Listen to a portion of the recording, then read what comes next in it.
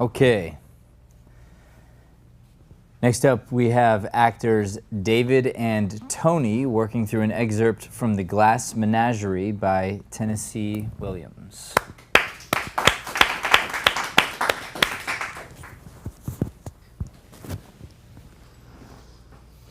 Hello there, Laura. Hello. How are you feeling now? Better?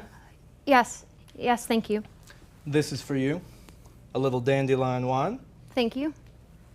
Drink it, but don't get drunk. Where shall I set the candles? Oh, anywhere. How about here on the floor? Any objections? No? I'll spread a newspaper under to catch the drippings.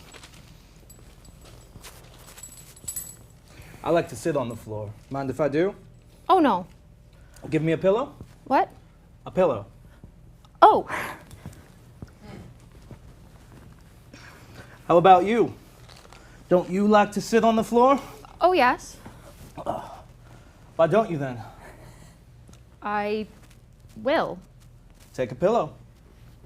All right. I'm gonna pause you guys because I got two good actors I can work with. Okay, so let's just fix something very subtle. Okay.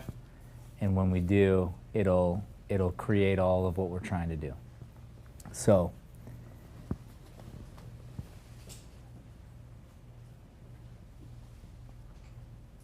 what do you think he's doing here?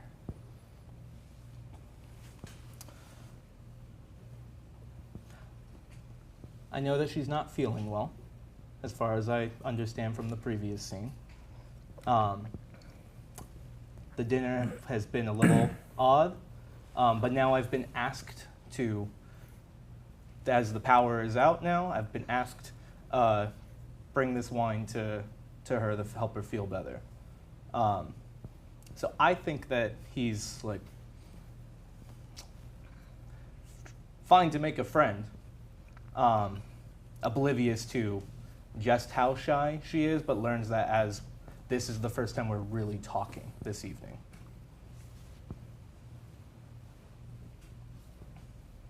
Okay. When do you think? So has he figured out yet that this was a setup? I don't think so, because if it were, then I would assume that this young lady would have been more.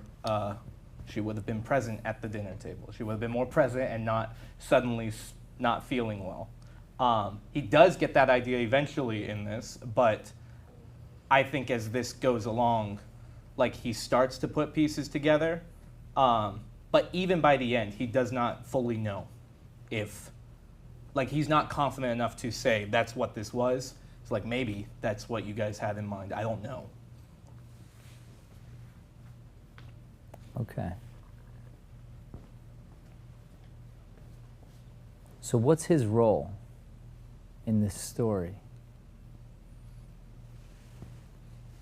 Why is he there?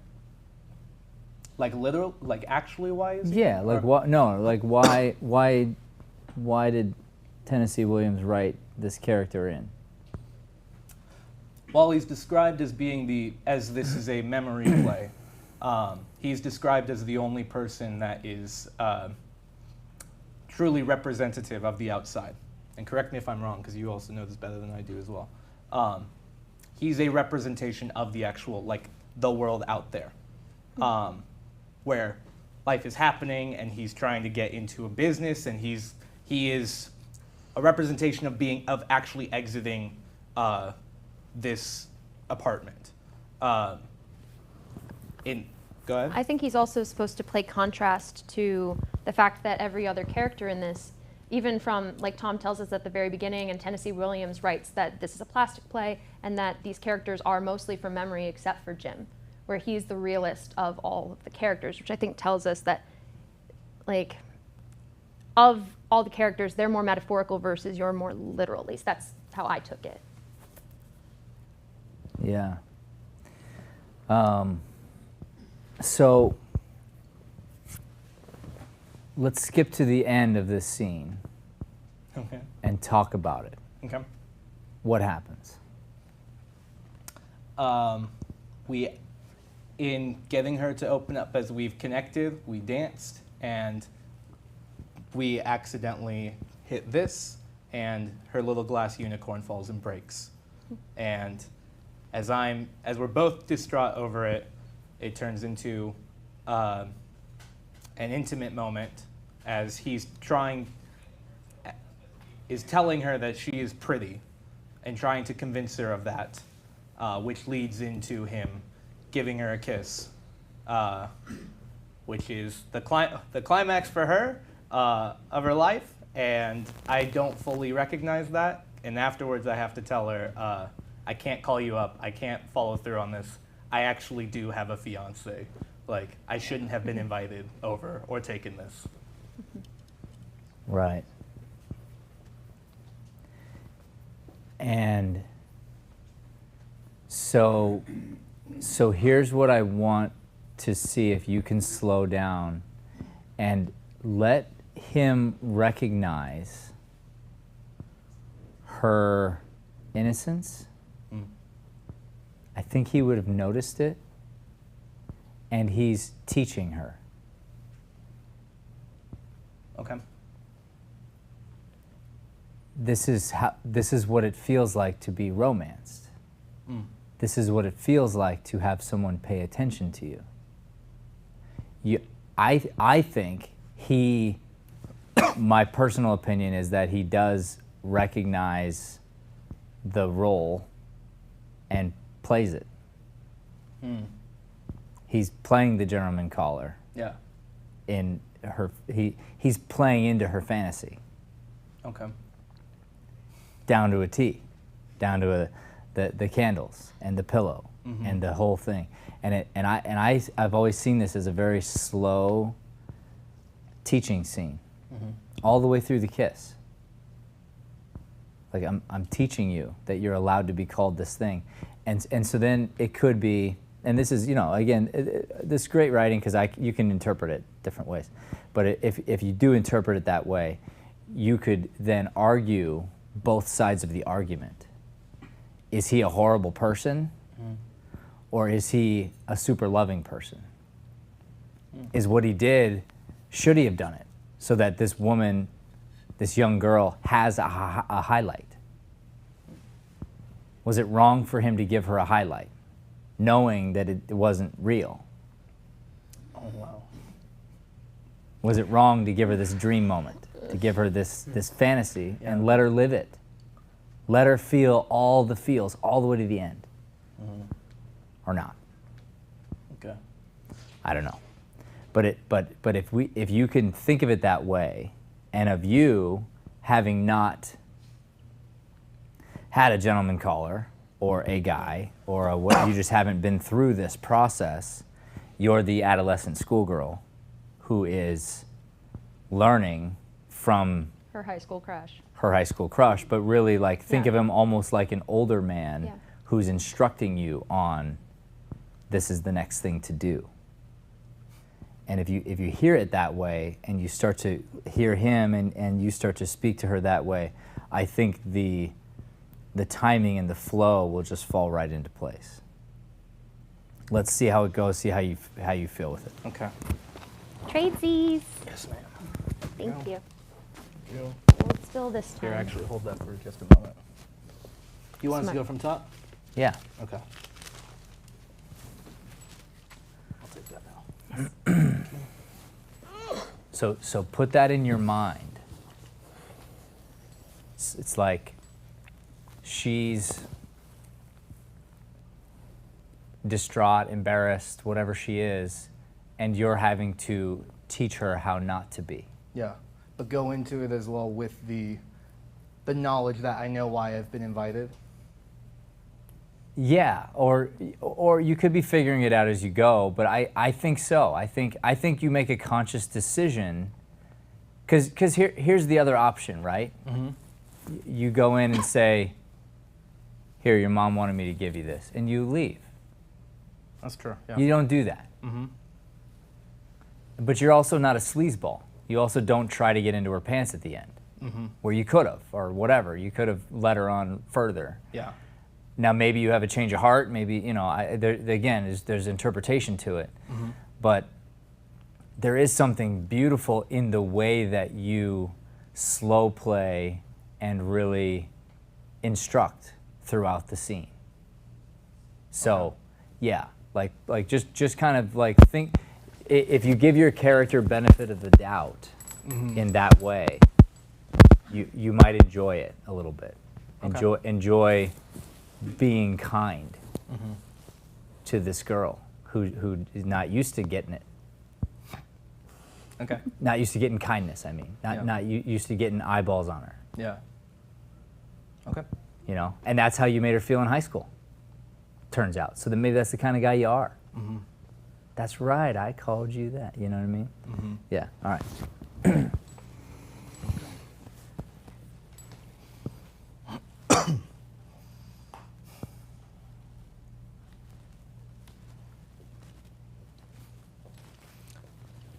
Hello there, Laura. Hello. How are you feeling now? Better? Yes. Yes, thank you. This is for you. A little dandelion wine. Thank you. Drink it, but All don't right, get so drunk. what's going on with Laura now?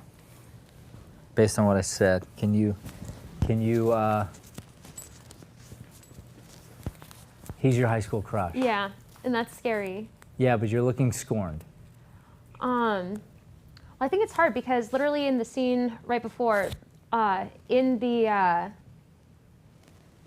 screen device, they use so many of, like, she hears the name and it suddenly flashes her dread and like things like that, where it's like she's so anxious and so overwhelming, and like I think it is also the fear of like the unknown and going out and moving on to that next step. It's why college hasn't worked out. It's why going to high school didn't work out. All these things, and now the thing that she had dreamt about is kind of here, and that's scary because what if she fucked that up like everything else? Totally. But she's a human being. Yeah. And when this particular guy walks in the room, her body reacts. Yeah. All of her body Yeah. reacts. She's attracted to him. Yeah. And doesn't know how to handle that. And it is her dread. So yes, but you're not going to be mad still. Yeah. You're not holding on to something. You're now dealing with this in the moment. How do I do that? You're the girl who's sitting at the punch bowl by herself, a little upset, and then the guy walks over and says, hey. You know, I mean, you're like, Yeah. you're dealing with it now, and you're in it, and you don't get time to like still be worrying about anything other than this. Yeah. And you might be thinking to yourself, like, I hope he leaves or whatever, because I'm so, but you probably don't want him to see you distraught. Okay. You know, you wouldn't want it. Yeah. Just continue. Slower, Slower. slower. Okay. From top. Give her time to see you. Give her time to feel. Okay.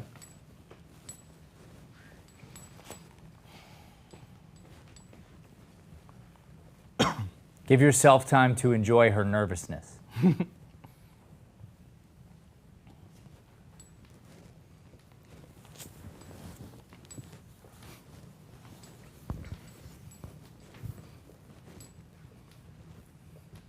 Hello there, Laura. Hello.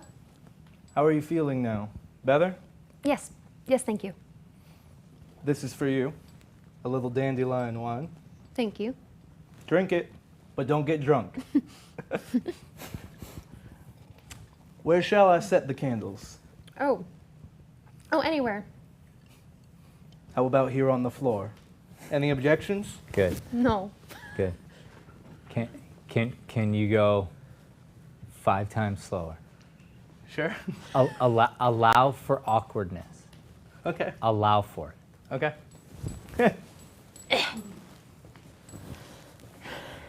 And if you hear footsteps, you can peek, make sure it's him or whatever, and then feel.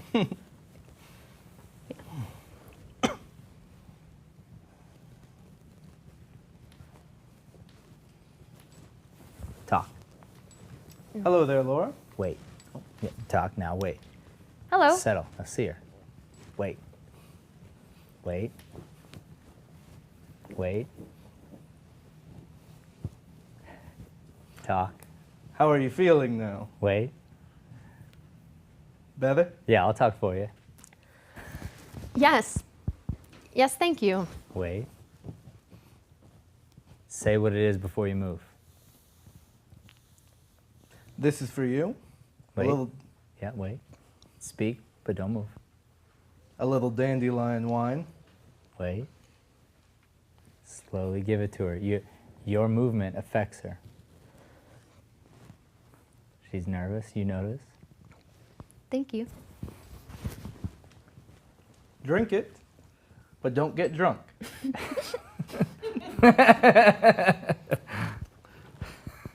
Oops.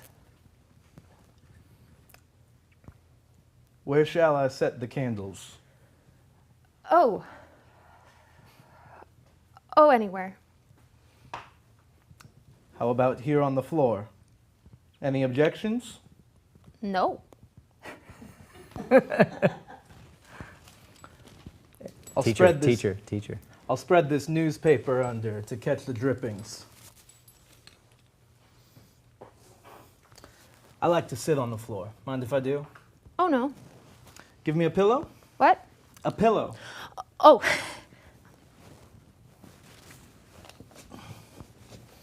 Now wait. Wait.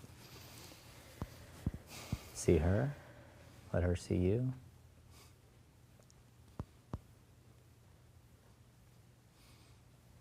How about you? Don't you like to sit on the floor? Oh, yes. Why don't you, Wait, then? wait. See, now wait.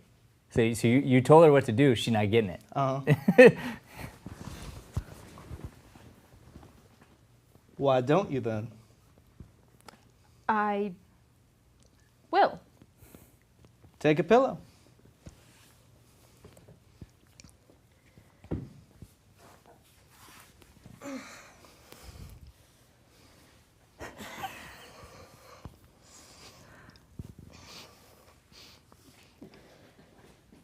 I can't hardly see you sitting way over there.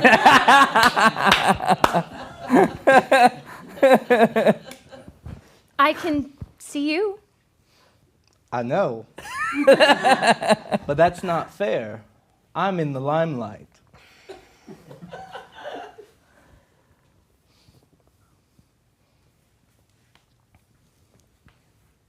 Good. Now I can see you. Comfortable? Yes. So am I. Comfortable as a cow. Will you have some gum? No, thank you. I think that I will indulge, with your permission.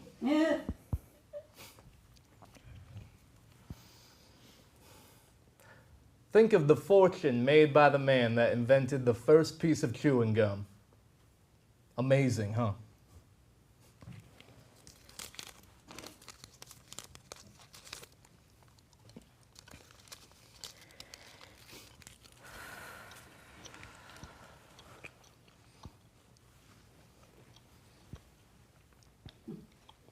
The Wrigley Building is one of the sights of Chicago. I saw it when I went up to the Century of Progress. Did you take in the Century of Progress? No, I didn't. Well, it was quite a wonderful exposition. What impressed me most was the Hall of Science. Gives you an idea of what the future will be in America, even more wonderful than the present time is. Good. Let's go back to where you just put the gum in, and let's use the rest of this part as a way to get closer. Okay.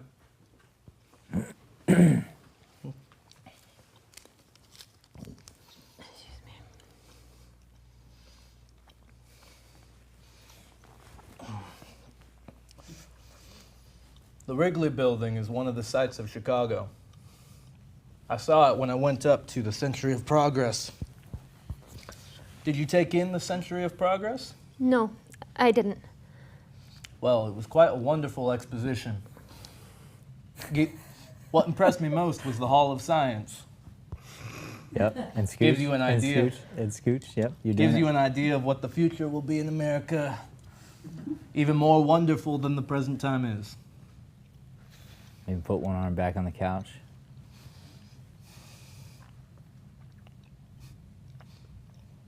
Your brother tells me you're shy. Is that true, Laura? I believe I will take a piece of gum, if you don't mind. Go back. Slowly move your arm. Enjoy it. Okay. You see it. She's nervous. I believe I will take a piece of gum, if you don't mind.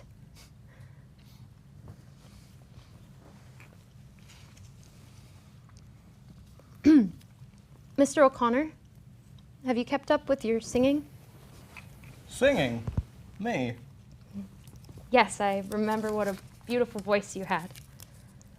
When did you hear me sing?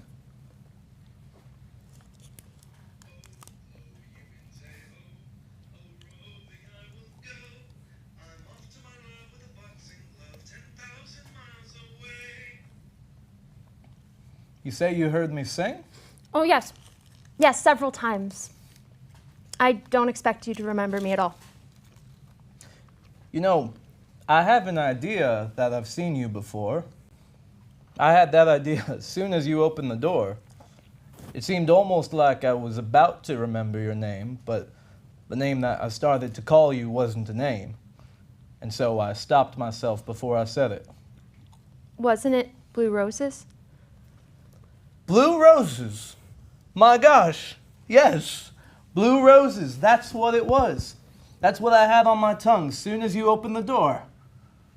Isn't it funny what tricks your memory plays? I didn't connect you with high school somehow or other, but that's where it was. It was high school.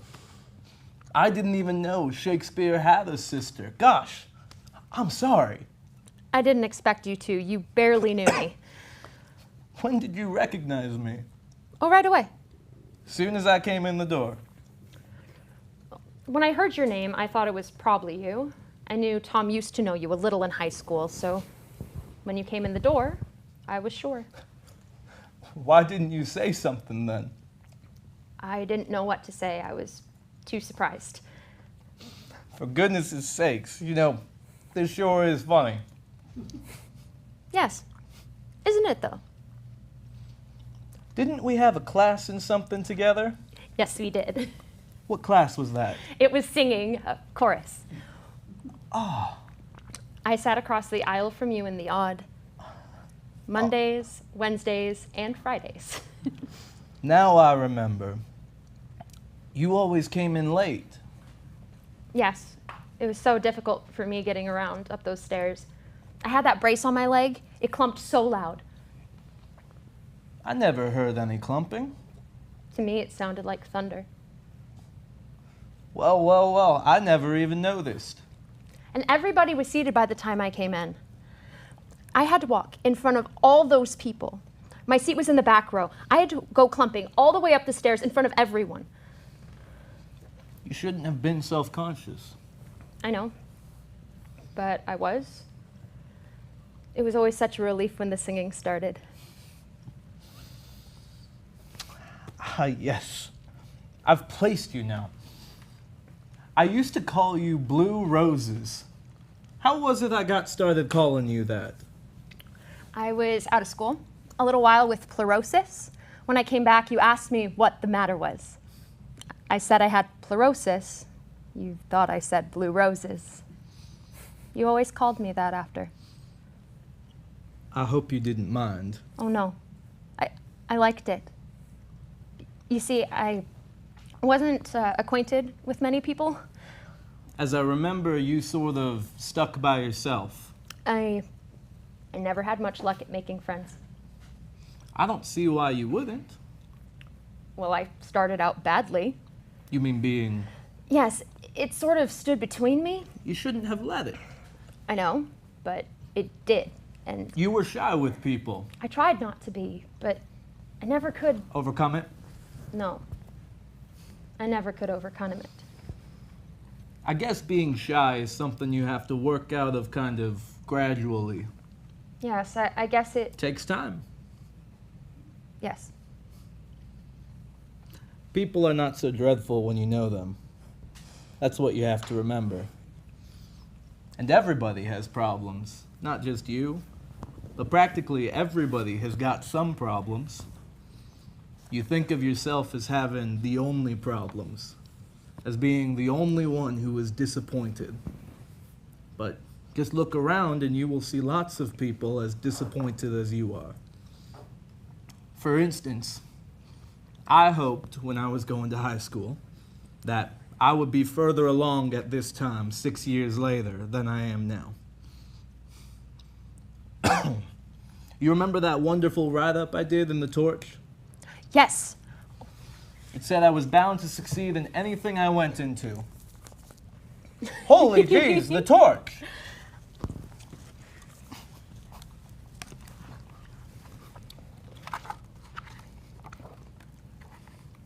Here you are, in the Pirates of Penzance. I sang the baritone lead in that operetta. So beautifully. Aw. Yes, yes. Beautifully, beautifully. You heard me? All 3 times. No. Yes. All 3 performances.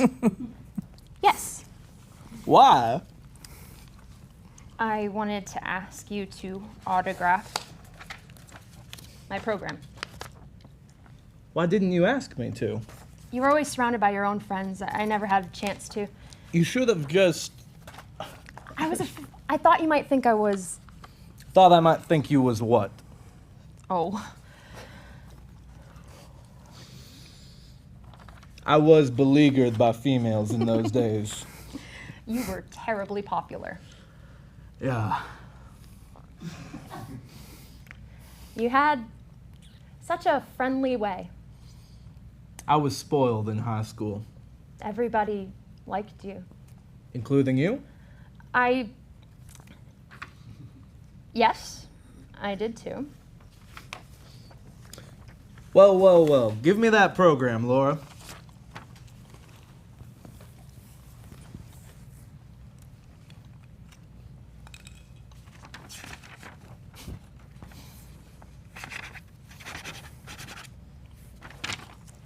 There you are. Oh my, what a surprise. My signature isn't worth very much right now, but someday, maybe, it will increase in value. Being disappointed is one thing, and being discouraged is something else. I am disappointed, but I am not discouraged. I'm 23 years old. How old are you? I'll be 24 in June. That's not old age. No, but You finished high school? I didn't go back. You mean you dropped out? I made bad grades in final examinations. How is Emily Meisenbach getting along? Oh, that krauthead. Why do you call her that? That's what she was. You're not still going with her? I never see her. It said in the personal section that you two were engaged. I know, but I wasn't impressed by that propaganda. So it wasn't the truth. Only in Emily's optimistic opinion. Oh.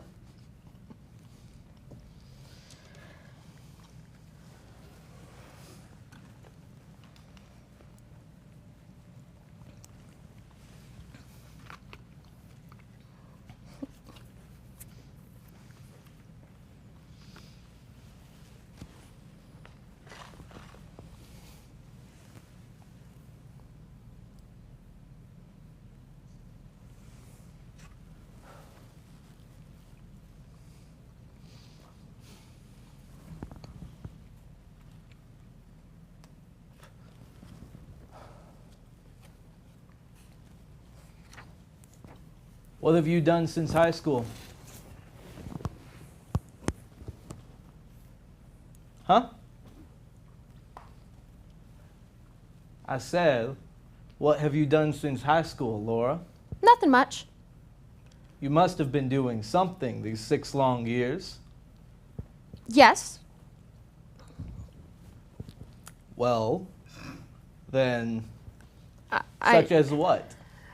I took a business course at business college. How did that work out? Well, it didn't.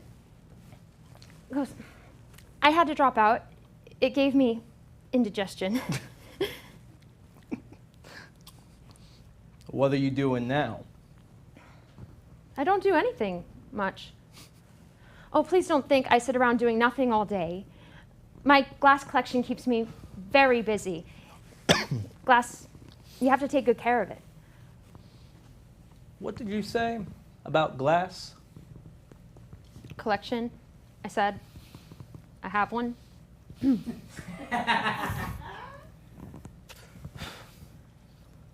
You know what I judge to be the trouble with you? Inferiority complex. Know what that is? That's what they call it when someone low rates himself. I understand it because I had it too, although my case was not so aggravated as yours seems to be. I had it until I took up public speaking, developed my voice, and learned I had an aptitude for science. Before that time, I never thought of myself as outstanding in any way whatsoever. Now, I've never made a regular study of it, but I have a friend who says I can analyze people better than doctors that make a profession of it. I don't claim that to be necessarily true, but I can sure guess a person's psychology, Laura.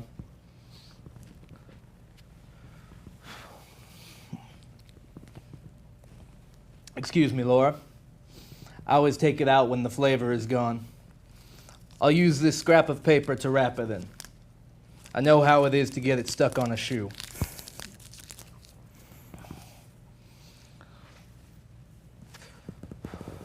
Yep. That's what I judge to be your principal trouble.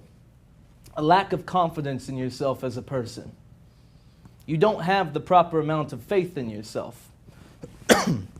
I'm basing that fact on a number of your remarks and also on certain observations I've made. For instance, that clumping you thought was so awful in high school. You say you even dreaded to walk into class. You see what you did? You dropped out of school. You gave up an education because of a clump, which as far as I know, was practically non-existent. A little physical defect is what you have. Hardly noticeable even. Magnified thousands of times by imagination. You know what my strong advice to you is? Think of yourself as superior in some way. In what way would I think? Why, man alive, Laura. Just look about you a little. What do you see? A world full of common people. All of them born and all of them going to die. Which of them has 1/10 of your good points? Or mine? Or anyone else's as far as that goes? Gosh. Everybody excels in some one thing. Some in many. All you have to do is discover in what. Take me, for instance. My interest happens to lie in electrodynamics. I'm taking a course in radio engineering at night school, Laura, on top of a fairly responsible job at the warehouse. I'm taking that course Oh. and studying public speaking Oh. because I believe in the future of television. I wish to be ready to go up right along with it. Therefore, I'm planning to get in on the ground floor. In fact, I've already made the right connections, and all that remains is for the industry itself to get underway. Full steam. Knowledge. Zoop. Money. Zoop. Power. That's the cycle democracy is built on.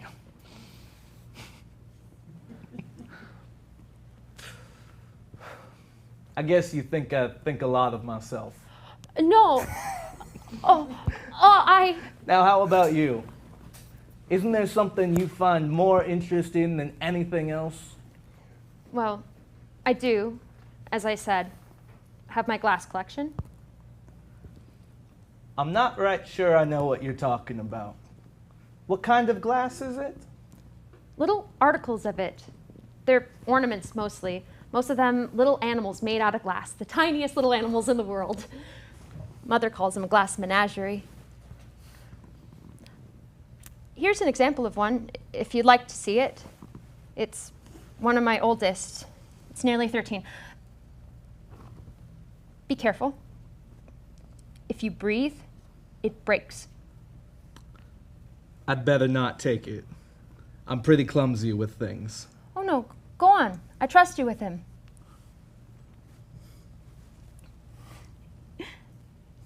There. You're holding him gently. Hold him over the light. He loves the light. See how the light shines through him? It sure does shine. I know I shouldn't be partial, but he's my favorite one. What kind of a thing is this one supposed to be? Haven't you noticed the singular horn on his forehead? A unicorn, huh? Mm-hmm. Unicorns. Aren't they extinct in the modern world? I know. Poor little fellow. He must feel sort of lonesome. Well, if he does, he doesn't complain about it. He stays on a shelf with some other horses that don't have horns. They seem to get along nicely together. How do you know? I haven't heard any complaints amongst them. No complaints, huh? Well, that's a pretty good sign. Where shall I set him? Set him on the table. They like a change of scenery once in a while. Well, well, well, well.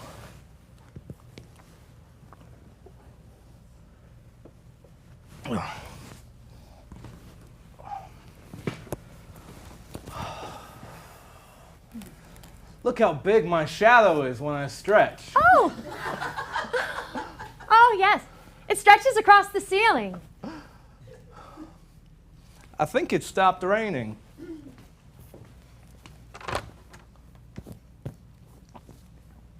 Where does the music come from? From the Paradise Dance Hall across the alley. How about cutting the rug a little, Miss Wingfield? Oh, Or is your program filled up? Here, let me have a look at it.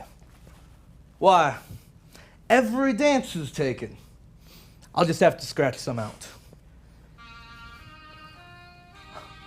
Ah, a waltz.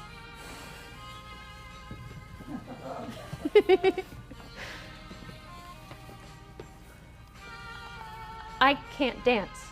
There you are, that inferiority stuff. I've never danced in my life. Come on, try. Oh, but I'll step on you. I'm not made out of glass. How? How do we start? Just leave it to me. You hold your arms out a little. Like this? A little bit higher, right? Now don't tighten up. That's the main thing about it. Relax. It's hard not to. Okay. I'm afraid you can't budge me. What do you bet I can't? Goodness! Yes, you can! Let yourself go now, Laura. Just let yourself go. I don't know, but Come on. I'm Come trying. on. Not so stiff. Easy does it. I don't know, but I'm... Loosen the backbone. There now. That's a lot better. Am I? Lots better. Oh my! Oh my goodness! Oh, what did we hit on? Table. Did something fall off it? Yes. I hope it wasn't the little glass horse with the horn. Yes. Oh, is it broken? Now it's just like all the other horses. It's lost its... Horn. It doesn't matter. Maybe it's a blessing in disguise. You'll never forgive me. I bet that was your favorite piece of glass. I don't have favorites much. It's no tragedy, Freckles. No matter how careful you are with it, glass is fragile. The traffic jars the shelves, things fall off them. Still, I'm awfully sorry that I was the cause. Perhaps I'll just pretend he had an operation. The horn was removed to make him feel less freakish. Now he'll feel more at home with the other horses, the ones that don't have horns. That's very funny. I'm glad to see that you have a sense of humor. You know, you're, well, very different. Surprisingly different from anyone else I know. Do you mind me telling you that?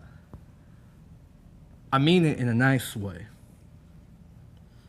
You make me feel sort of, I don't know how to put it.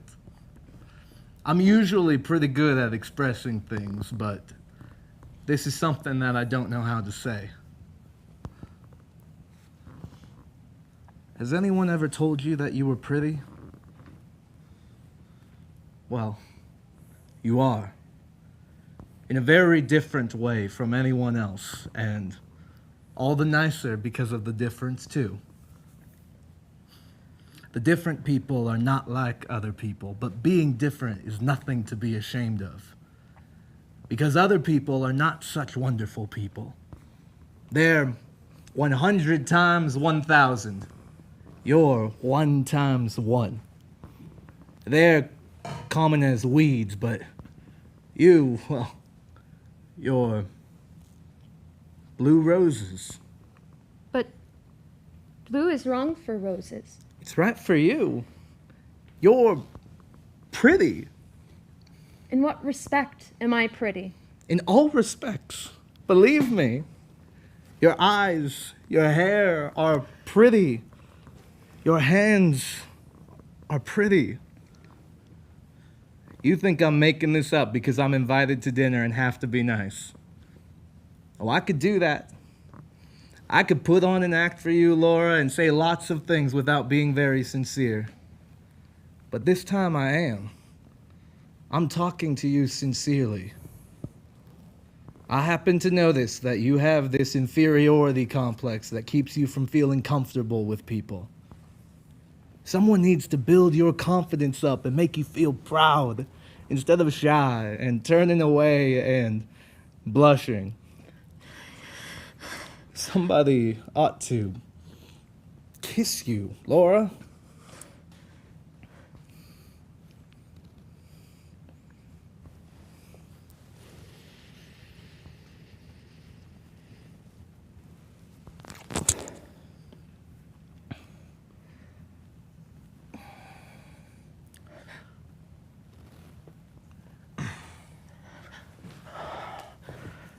Stumble, John.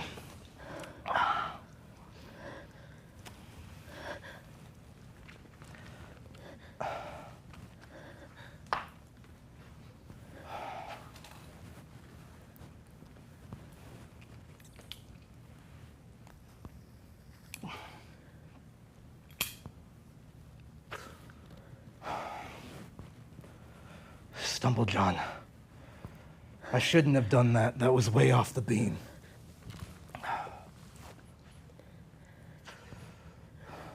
You don't smoke, do you?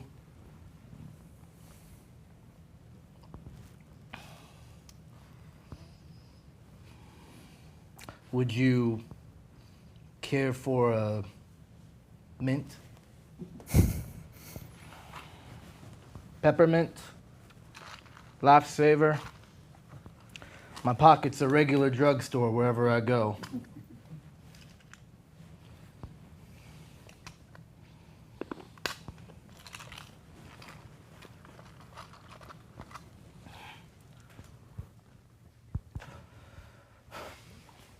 Laura, you know, if I had a sister like you, I'd do the same thing as Tom. I'd bring out fellows and introduce her to them. the right type of boys, of a type to appreciate her. Only, well,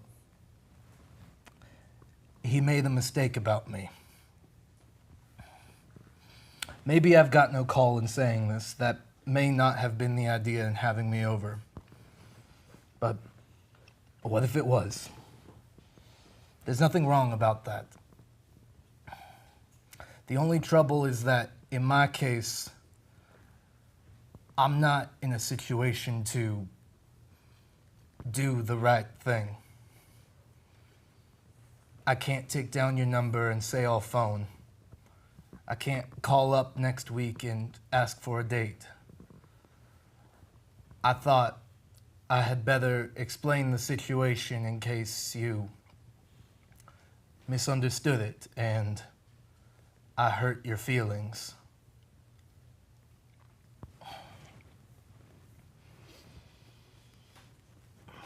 You won't call again. No, Laura, I can't. As I was just explaining, I've got strings on me. Laura, I've been going steady. I go out all the time with a girl named Betty. She's a homegirl like you, and Catholic and Irish, and in a great many ways we get along just fine. We met last summer on a moonlight boat trip up the river to Alton on the Majestic. Well, right away from the start, it was love. Being in love has made a new man of me, Laura. The power of love is really pretty tremendous. Love is something that changes the whole world, Laura. It happened that Betty's aunt took sick. She got a wire and had to go to Centralia. So Tom, when he asked me to dinner, I naturally accepted the invitation, not knowing that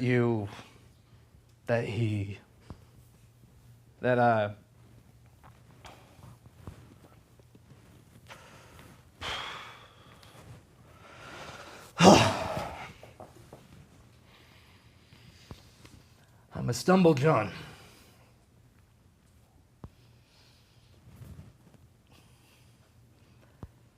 I wish that you would say something.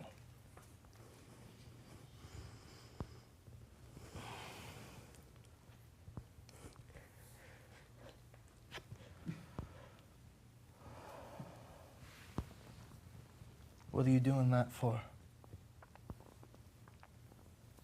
Laura, you want me to have him?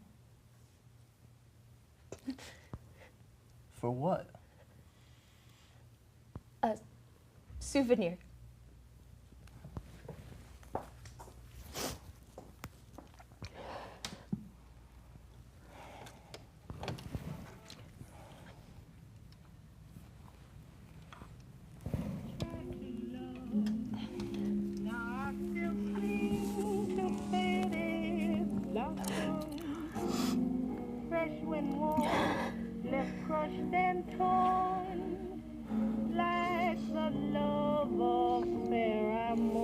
Sing.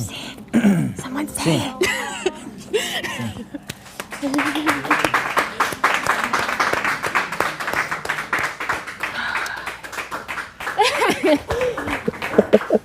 I know, I accidentally paraphrased a few spots. I'm sorry. I did too, and I'm upset. I know. My tongue's getting numb from the cinnamon gum. Take it out. I can give you another one later. Here, take this. Thank you. Give me that. No, I can wrap it up. It's fine. Oh, okay. We just kissed. Okay, you got me there. Did my bag go? No, it didn't. I'm sorry. We had a crash bag for you. It didn't go. It didn't work. Have a seat. Let's talk about it. All right. Let's move you. Let's move you out of there. Okay, yeah.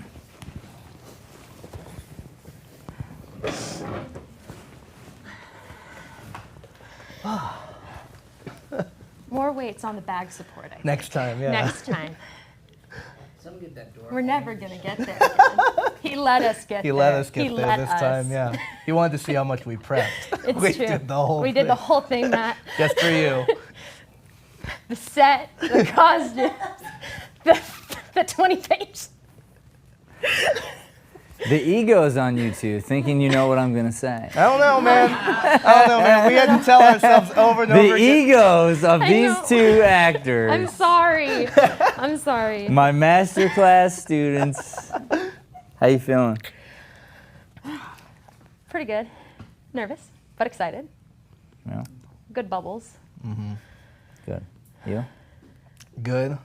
By the end of this, I really felt in it, and I think what we talked about at the beginning really helped me on that. But I had been feeling like struggling to stay present through this and not make it just lines. I was really feeling good as we got towards the end. I got a little self-conscious as I knew I messed up some of the lines, but overall good. I'm very proud of the work that we've put into this. Yeah. So, I'm more confident with my interpretation now. Yeah. You say it. You're like, your brother's right to invite people over. I'm not saying that's what this was, but he knew. Yeah. He knew.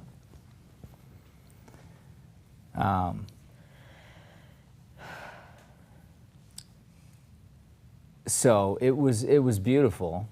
You guys did a good job. I see what you're saying about the staying present, and it's hard because it can feel long, and there were times when it was. So the question becomes, because we slowed it down in the beginning, you need to figure out where to speed it up, because there is going to come a time to pick up the pace. Yeah. So that you slow down again. We hit the kiss, and then we really speed it up, actually. Okay. Because now it's your shame. Now it's your, oh my God, what did I do?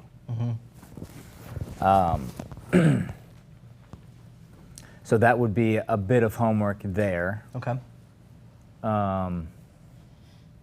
Anybody ever told you have a lisp? Yeah.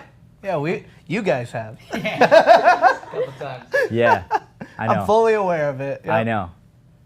And I say it to be funny because I have told you that. Out of love.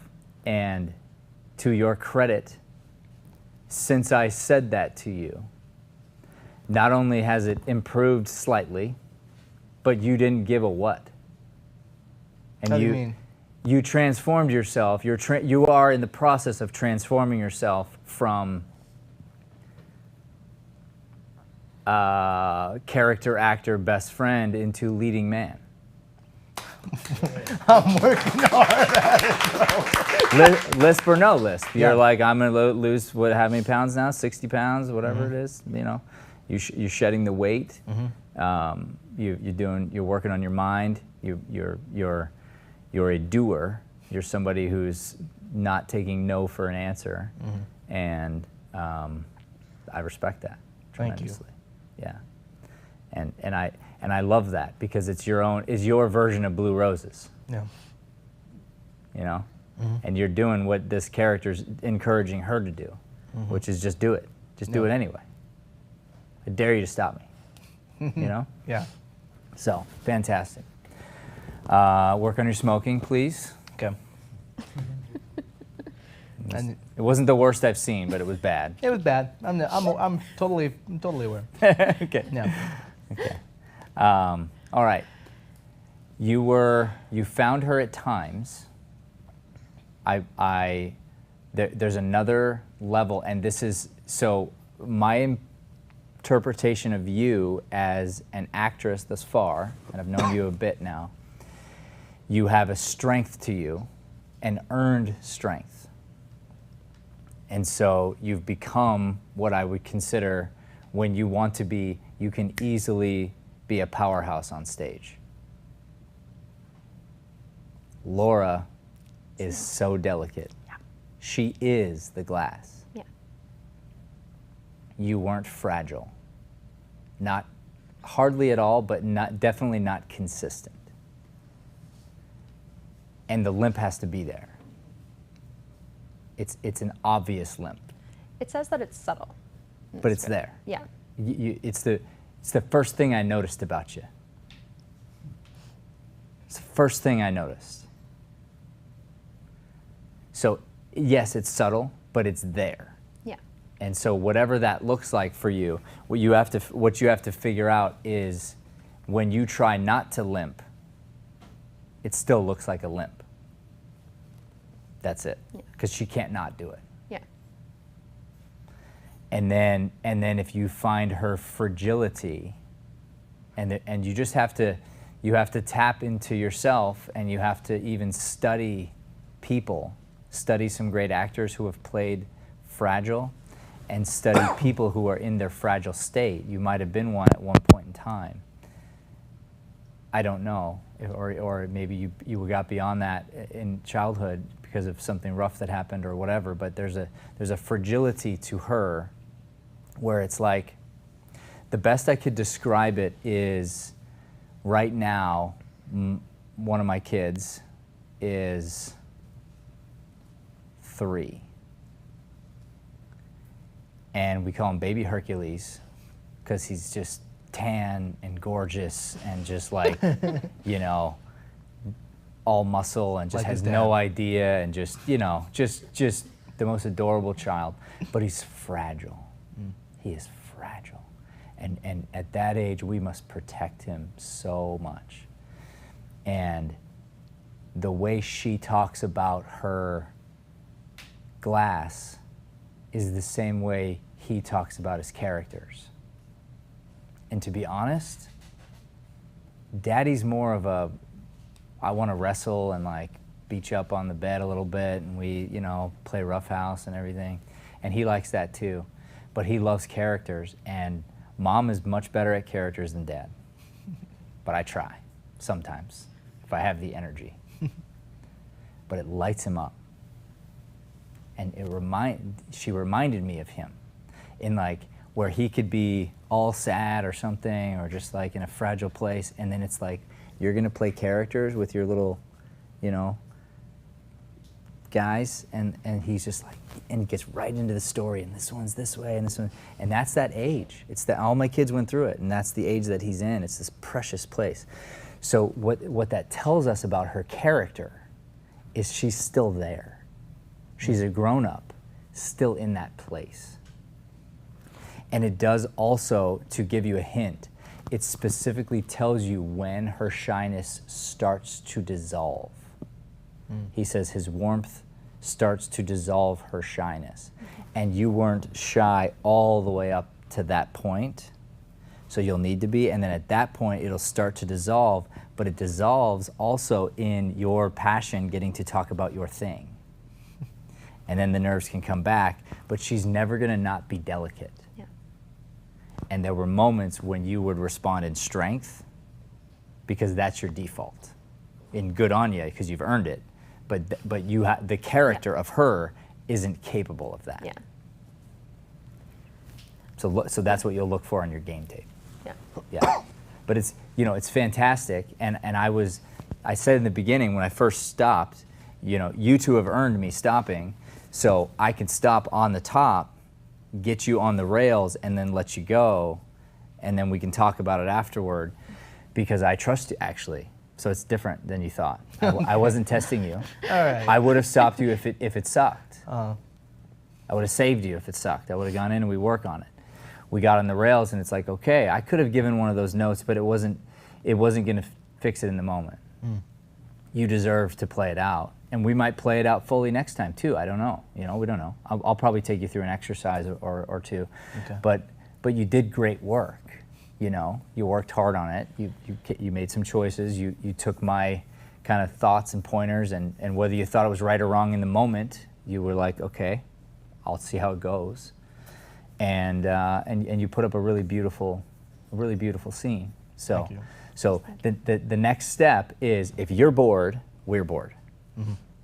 So that's where when your mind goes, okay, where am I zoning out and not in the scene? Probably something needs to happen. Yeah. And there was only a few places where, yeah, you had to paraphrase a word slightly, or the stage direction was slightly off. Some of those things might help you with pacing too. Okay. If you look at like, oh, I should have got up there, but I waited for 4 lines or something like that, might pick up the pace. Also look at the exclamation points, especially for him. Okay. Because when there's exclamation points, you can fly through some of that. Yeah. I think he took a Tony Robbins seminar. You're right, of his day. That's what happened. Yeah, this guy did. He did. Yeah. And so now he's there, and he in a loving way, he's trying to pass the message forward. Yeah. You know? And it comes back to, like, again, I can argue both points. I look at her sad over there and you feeling bad about it, and I'm like, he should have never done that. And then I see her hand him the ornament, and I think she's saying thank you for the moment. Thank you for the highlight. Interesting. She's a kid. Yeah. She's giving you her Batman figure. Right? I'm never going to see you again. I'm never going to see you again. My favorite character, 13 years old, and I'm going to give it to you. You see what that, it's a huge, Yeah. the gesture. So she's saying thank you. But she's still you broke her. She's the unicorn, and you broke her. You know, the metaphor here too is the way I see it. She's a piece of glass, delicate, and she can't see how beautiful she is. And you just shine her up. So you're dusting away some of the dirt that's there, and when you're done, she can see, like, wow, I have potential. And then you drop her. I'm pretty clumsy with things. So is it right or wrong? Should I have never known I have beauty? I don't know. Is it better to have loved and lost than never loved at all? We can debate that. You got a little bit of work to do, not a lot. You two did very well. Thank you. Thank you, Matt. You did it. One more scene left, everybody. One more scene. That was 2. 2 more